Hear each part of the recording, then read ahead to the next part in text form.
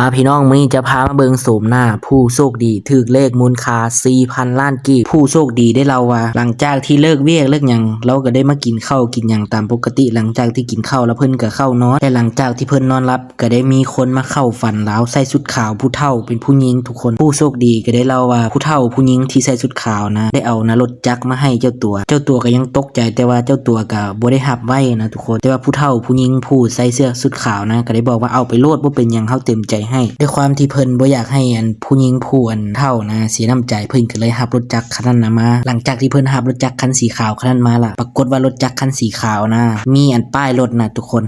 มี6ตัวเพิ่นก็ยังงงเพราะปกติรถจักรรถหยังก็ย่านะมันจะมีแต่4ตัวนะป้ายรถแต่รถจักรคันที่แม่เฒ่าผู้ใส่เสื้อสีขาวนะให้เพิ่นมากับมี6ตัวหลังจากที่ตื่นนอนผู้นี้นะเราสัมผัสจื้อป้ายรถได้บัดนี้หลังจากนั้นเราจึงไปซื้อเลขตามป้ายรถเป๊ะๆเลยทุกคนแล้วก็ถูก4ตื้อคือตามที่เราเห็นเป็นข่าวนี่แหละเพิ่นได้ว่าเป็นคนดวงดีของปี2026เลยก็ว่าได้จังได๋เฮาก็ขอยินดีนำเพิ่นหลายขอให้เฮงๆแบบนี้ตลอดเด้อเด้อ